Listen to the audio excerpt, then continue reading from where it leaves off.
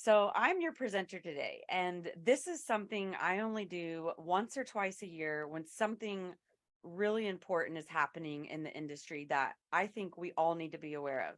The document that we're going to go over today is critical to hydrogen aviation success going forward, and I'm committed to thoroughly understanding it so I can share it with you. A recording of the webinar and slides will be available for free on HYSKY.org following the presentation. But of course, we are a nonprofit organization, so your donations are truly appreciated because they are what allows us to do these webinars. So if you'd like to see them continue, please consider making a tax-free financial contribution to HYSKY Society. Our main event, Flying High, is a live in-person experience coming up October 9th through 11th in Grand Forks, North Dakota, which is actually an aviation mecca. And our event will be co-located with the Unmanned Air, the UAS Summit and Expo. This is a premier aviation event that draws hundreds of aviation enthusiasts and experts from all over the world.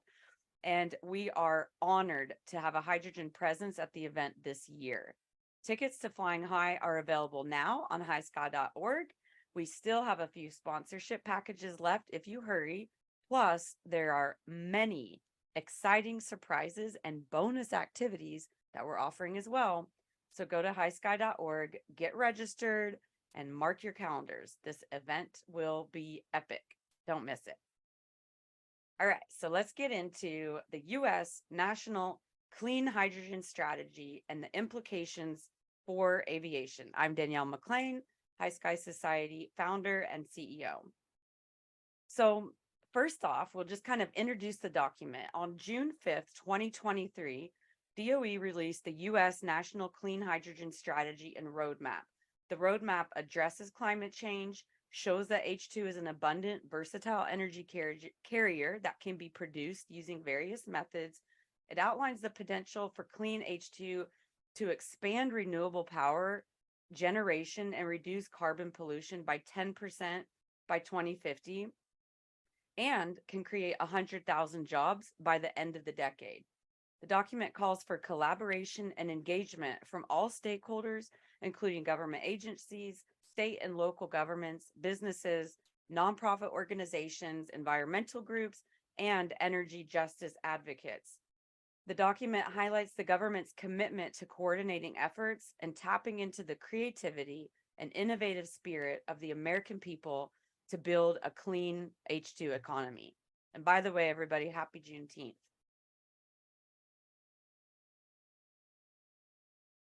So I was just personally really excited that the foreword of the document started out with aerospace. They couldn't write a hydrogen document without starting talking about aerospace. So I just wanted to put a screenshot of this because I thought it was really cool. More than a half a century ago, the U.S. Moonshot Initiative put the first human beings on the moon using hydrogen as a fuel for rocket propulsion and American-made fuel cells on board the spacecraft.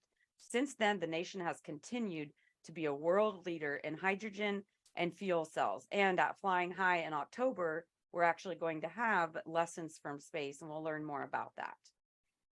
So the current annual hydrogen production in the US is about 10 million metric tons. About zero of that is clean. And so the first target down here is to get to 10 million metric tons per year of clean. So basically this 10 million metric tons that we're already using, we need to get that clean. So that's the first target, and we need to do that by 2030. The next target is 20 million metric tons per year by 2040 and 50 million metric tons by 2050.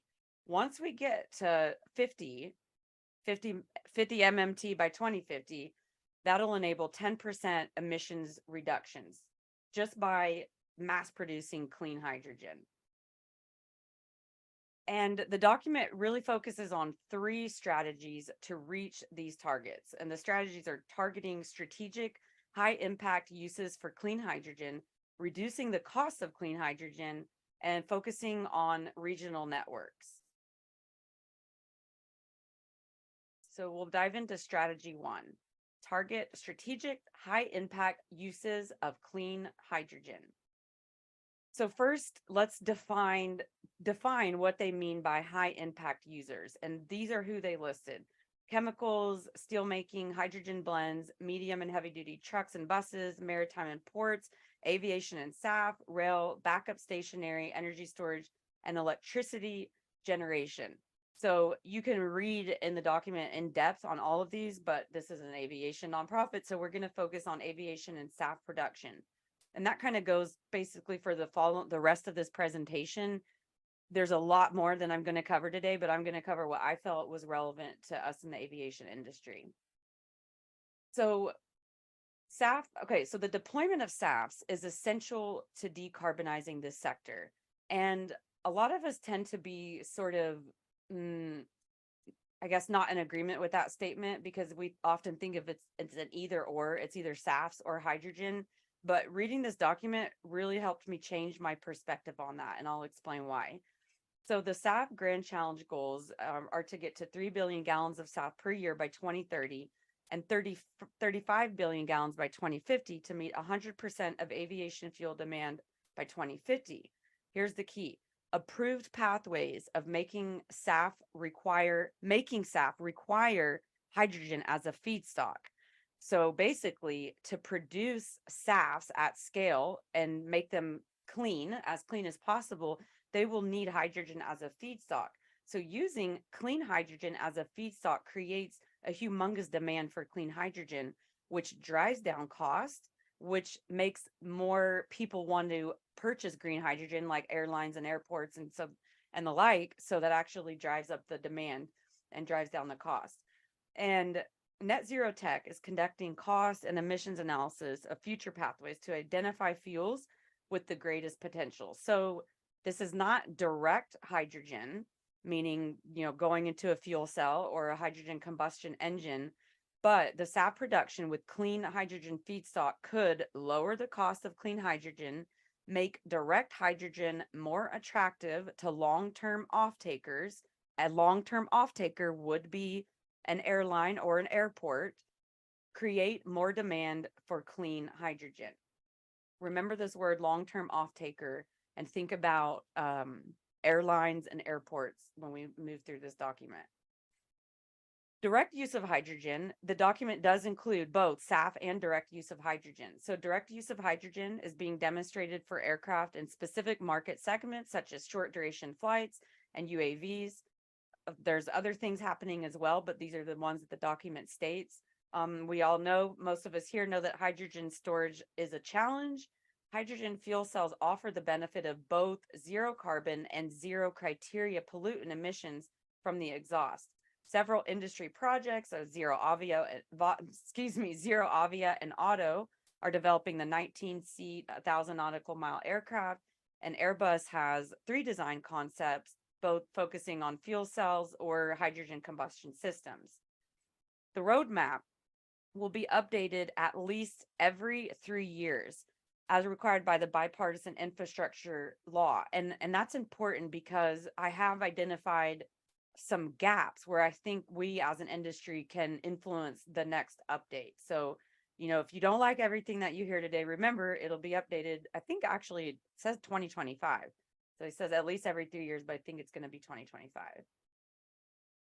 Okay, so now I want to play a quick video. This is not from the document. This is actually from Universal Hydrogen, but they do a fantastic job of explaining the difference between SAFs and, make sure to have it, SAFs and direct hydrogen. So let me just mute. And then once I start playing the video, if you could give me a 1 in the chat to let me know that you can hear the video, that would be great. Aviation traffic volumes have doubled every 15 years since the start of the jet age. Airplane efficiency improvements have nowhere near kept up with this exponential traffic growth. So while the rest of the world is aggressively reducing emissions to avert catastrophic climate change, CO2 from aviation continues to grow. Unlike for cars, batteries are not a viable solution for large commercial airplanes. They're simply too heavy. Hydrogen and so-called sustainable aviation fuels, or SAFs, are the only credible options for new aviation fuels in the foreseeable future. SAFs are synthetic jet fuel, in which emissions from burning the hydrocarbon at altitude are offset by carbon capture during the production of the fuel. In this graphic, we compare the energy required to produce an equivalent amount of hydrogen and SAF.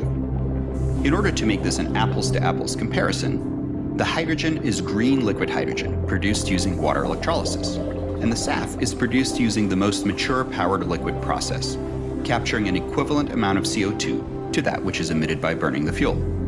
The result is that SAF will require about 3.5 times more energy to produce, and therefore will cost 3.5 times more. While SAFs are a convenient, near-term drop-in replacement for fossil-derived jet fuel, hydrogen is the only economically viable, true zero-emission solution for aviation.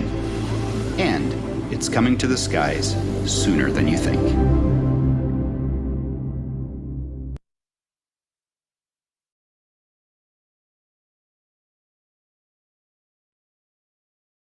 So, as you can see, hydrogen ends up being the direct hydrogen ends up being the winner. And I would like to see that addressed in future presentations. I should also add before continuing, this document is one of the best documents I've ever read. It was very concise and loads of charts that they described in detail.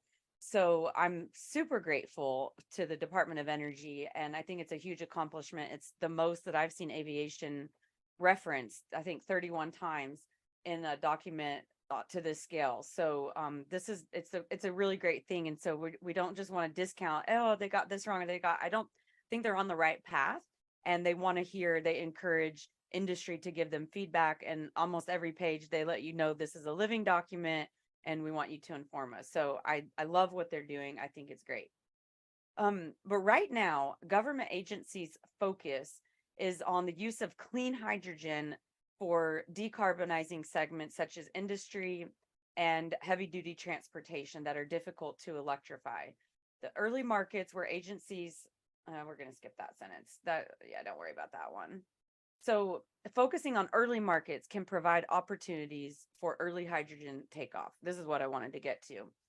So what they're describing as early markets are, so if you remember earlier, I said that we currently use 10 million megatons of hydrogen. That's what we produce. And these are the industries that use that. So it makes sense that the obvious thing to do, the first thing to do, is to make that dirty, yucky hydrogen that we're using clean. And so that's what they're focusing on first. And that makes total sense. So this would be that 10 million megatons that we're going to produce. This is what it's going to be to change this to clean hydrogen. So this is where most of the focus is right now, and for obvious reasons that I just stated. So that pretty much sums up strategy 1. We'll talk a little bit more about it later in the Q&A, but now we'll move on to strategy 2, which is to reduce the cost of clean hydrogen. So they did a survey, I think it was like 3,000 people, the Department of Energy did, and they asked the industry what they want. And as you can see, the number one thing industry wanted was important to them was the cost to the end user. The cost needs to be lower of clean hydrogen. And then next is sufficient infrastructure, and then public awareness. And I'm not going to read them all, but because cost was the number one thing, that is what they made their second strategy focused on. And the drivers that lower cost of clean hydrogen are lower capex, the electrolyzers, fuel cells, and bulk hydrogen storage, lowering energy costs, harnessing clean electricity to drive down clean electricity costs, which ends up being half, I think, of the cost of your hydrogen produced from electrolysis. Increasing efficiency, so improve how that hydrogen is produced, improving durability to reduce maintenance costs, policy and regulatory drivers. And what I'm about to say is probably going to make your head spin, and I've made them bold because we're going to dive deeper into them in the following slides. So don't panic if you have no idea what I'm talking about here, because I didn't before I read this document. So policies to require or incentivize emission reductions can increase the demand for clean hydrogen, leading to economies of scale that lower costs. Market development. The development of a mature commodity market for clean hydrogen can provide transparent price information and allow developers to hedge price and counterparty risk, making financing easier and potentially lowering costs. Don't worry, we're going to cover it. Securing long-term offtake. This can help to ensure a steady demand for clean hydrogen, which can incentivize investments in hydrogen production and lower costs. So these things that I bolded the things that I understood the least. And I seem to be in line with a lot of people in industry. So that's kind of what we're going to focus on through the rest of this strategy. I think a lot of us sort of understand electrolyzers, electricity, and that sort of thing. So we're going to do these other ones. All right. So first is this chart. They're titling willingness to pay. And essentially what my take from this chart was, we already see forklifts. This is what hydrogen currently costs right now. And forklifts are commercializing at scale. And that's because they need to be around this price point to commercialize.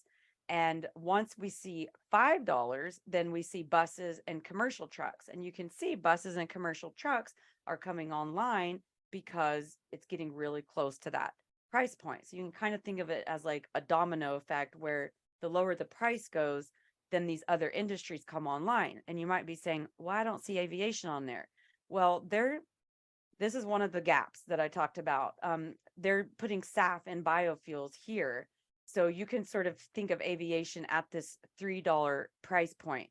What I would like to see in a future rev of this document is to see SAFs and direct hydrogen separated, because especially if you think about that universal hydrogen video that we just watched, they're going to be different prices that are going to drive them. They're different production methods.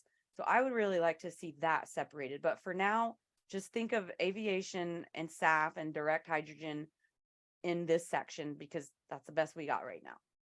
So, and then as you can see, these other markets that come online. This next chart, so they're calling this price where it needs to hit, they're calling that the threshold price. So $5 for buses, $3 for biofuels. That's the threshold cost.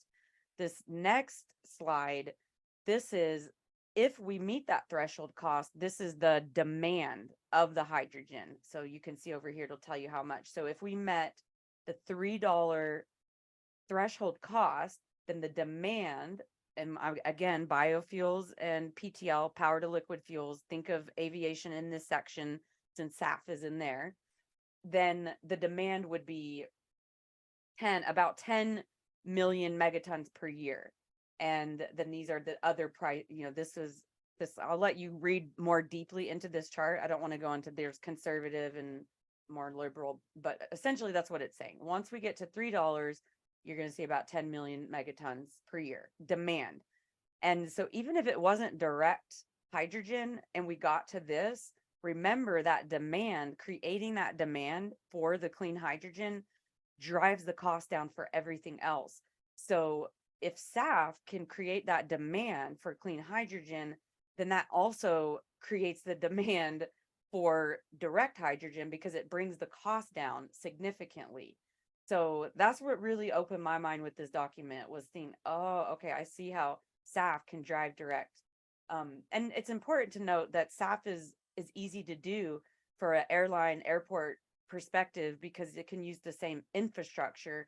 Whereas if you're doing direct hydrogen, yes, there's zero emissions, especially with hydrogen fuel cells, totally clean way to fly, but it requires tremendous investment from the airports and airlines with a significant risk. We'll talk a little bit more about that risk later. So having the biofuels, having the SAF as an enabler for clean hydrogen to drive the cost down makes the business case attractive to direct hydrogen for later for the airports. So regulatory drivers, prospective buyers, which are you in the aviation industry, airlines, airports, etc., your prospective buyers and end users, are hesitant. Oh, I said we'll talk about it later. We're going to talk about it right here. Are hesitant to commit to multi-year offtake given projected cost declines. So if you think about it, this was my take from it.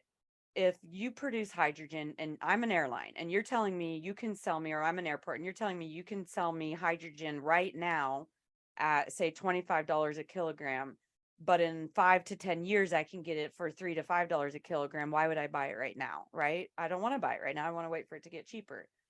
The regular drivers also can allow easier access to financing by providing transparent price information and allowing developers to hedge price and counterparty risk.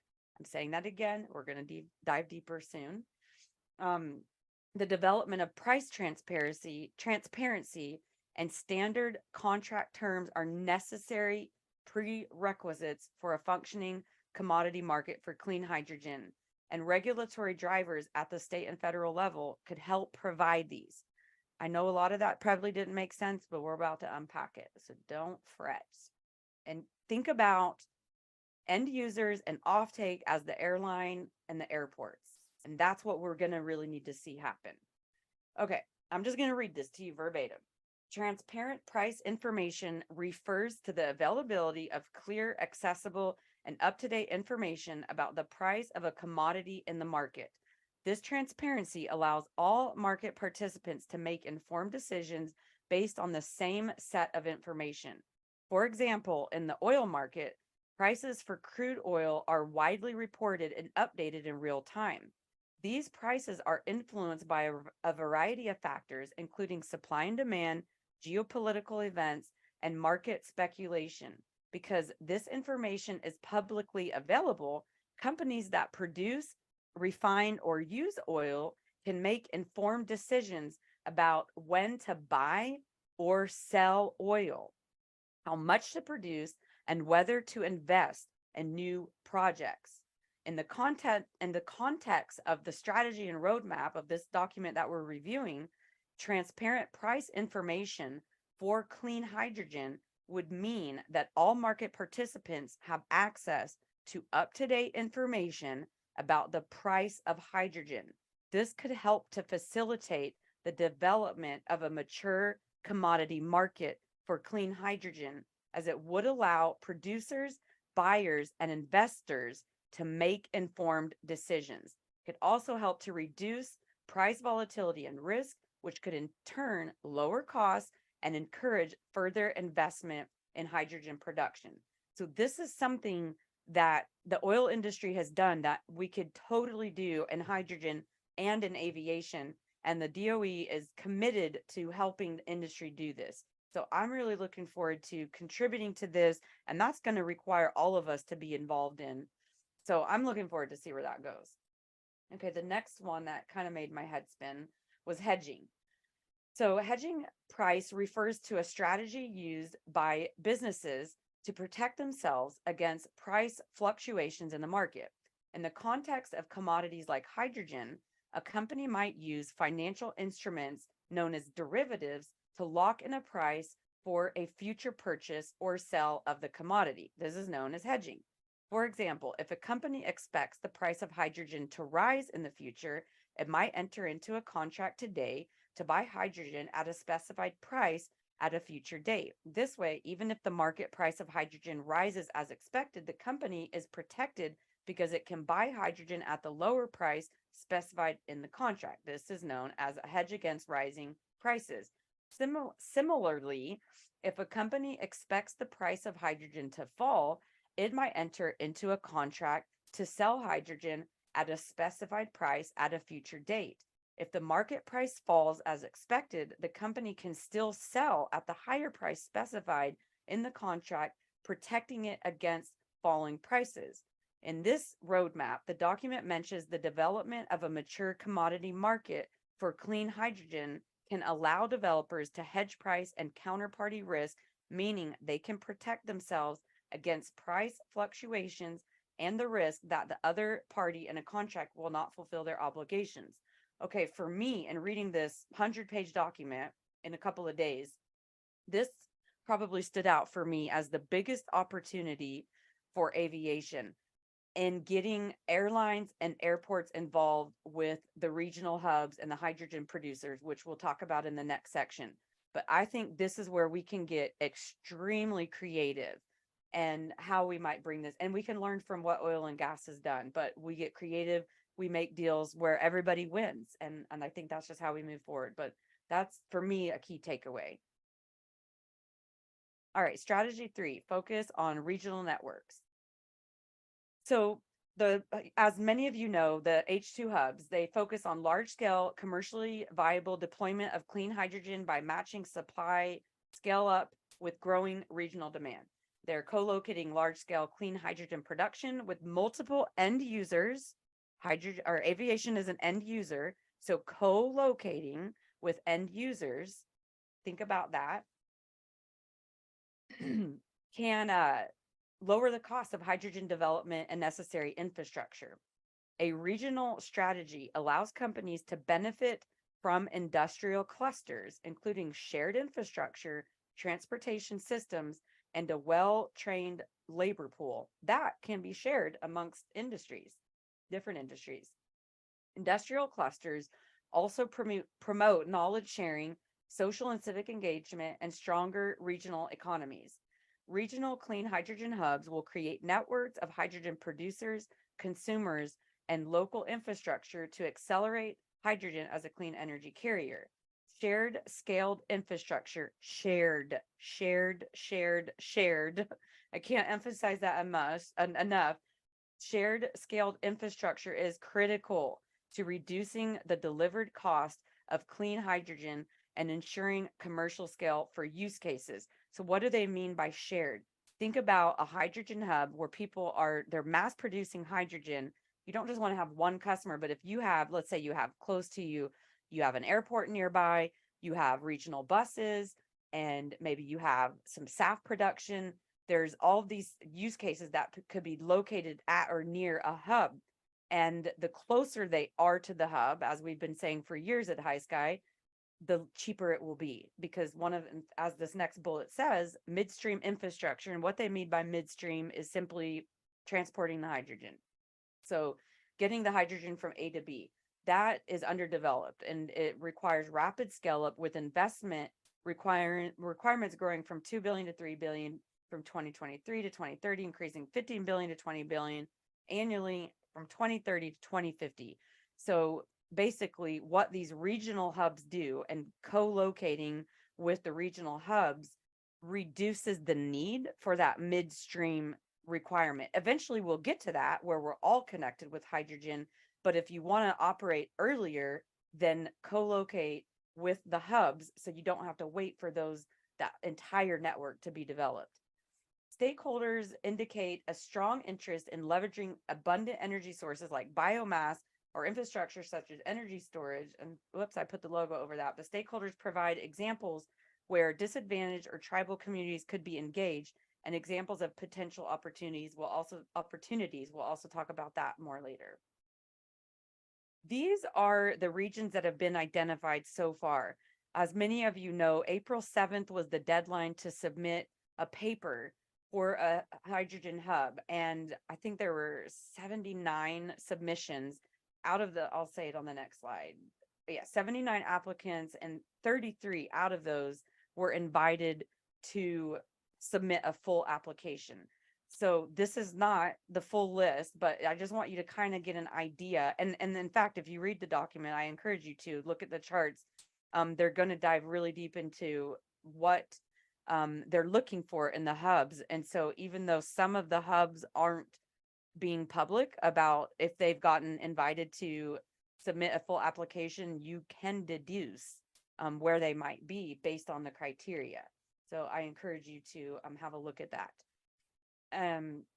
So 33, like I said, out of the 79 applicants have been invited to submit a full application to regional clean hydrogen hubs. Some of them are public, and I won't go through all of them, but there's one in Corpus Christi, there's one in the Mountain West region, there's the network of Appalachia, the Pacific Northwest, the Great Lakes, and located out of Ohio. Another Appalachian, I'm not sure if those two are connected. Another Pacific Northwest, also not sure if it's connected to the other one. But those are just some that I found publicly. And there's 33 that we know total, or 33. There's 33 that have been invited. I'm not sure how many will actually go through. So, okay, so that's gonna conclude the regional hubs section. And now we're gonna move on to the guiding principles. And basically, the federal agencies will adhere to guiding principles that they defined as their, of course, deep carbonization, catalyze innovation and investment, spur domestic manufacturing and robust supply chains, approach holistically. And one thing that I really love about how they're describing holistically in every section, they're talking about being holistic from not only well to gate of the hydrogen production and its use, but also the communities, the environment, how it affects those communities. And something that is critical, I heard them talking about this in a webinar as well, is that one of the best opportunities is to engage with the community. And one of the worst things that could happen with these regional hubs is, say that you did everything right technically and financially, and you had secured your end users, and you made, you hedged against your risk, and you made these partnerships, and you found your end user, your long-term offtake users, but you forgot to engage with the community, and it either didn't benefit underserved communities or it disproportionately affected them negatively. That would ruin the entire project, and it would all be a waste of money. So it's critical. It's not a nice to have, it's a must have. It's a must have. Your project will not go forward, especially in aviation, if you're not engaging the local communities. As I don't know if you've been paying attention to all the protests that have now been happening around aviation. And it's an industry that absolutely must engage with the community as well as the environment, and making sure that everything is done holistically. So of course, it also must grow quality jobs, foster diversity, equity, inclusion, and accessibility, advance energy and environmental justice, and enable affordability and versatility. So these are the guiding principles that led to the creation of this document. And I want to quickly talk about Justice 40. I think I had that slide out of order, but I want to quickly talk about Justice 40. And essentially what Justice 40 is an initiative which aims to deliver 40% of the overall benefits of relevant federal investments to disadvantaged communities. So understand and know this document and engage with your communities. And this actually is this was the foundation of what HYSKY Society was founded on. So if you need help with this, we can totally help you with this. We are very passionate about this topic, and we'd be happy to help you engage and talk to your communities to make sure that it's benefiting everybody equally, and doing all of the right things. So okay, now I'll go back to this slide. This is kind of just an overall summary of kind of where we are. So like I mentioned, 2025 will be when the strategy is updated. This document is updated, and it will continue to be refined. We'll see clean hydrogen production standard in this timeline. So hopefully by 2026, we'll have that. Hydrogen hubs, 6 to 10 regional clean hubs within 1 year of proposal submission. So that'll be exciting. Some of them have been announced, not all of them. Electrolysis, RD&D, and then manufacturing and recycling, RD&D in this time frame. So that's just kind of where we're at and what's happening. And I talked about that already. Okay, so I'll end it with just this morning I saw this. This is in Paris, I believe, but this is a perfect example of the kind of things that we need to see happen in the United States. Air Liquide, Airbus is involved in this, and they're making a hydrogen airport. I guarantee you they did some hedging. I hope I said I used that properly as a verb. I guarantee they did some hedging to make this happen. Another thing that I just saw literally while I was getting ready to go live, I added these in because I thought this is how fast it's moving in this industry, that these just popped up for me as I was getting ready to go live with you all this morning. ZeroAvia announces expansion of electric propulsion R&D facility. This is in the United States, so this is fantastic. With that, I will conclude my presentation and open it up to questions.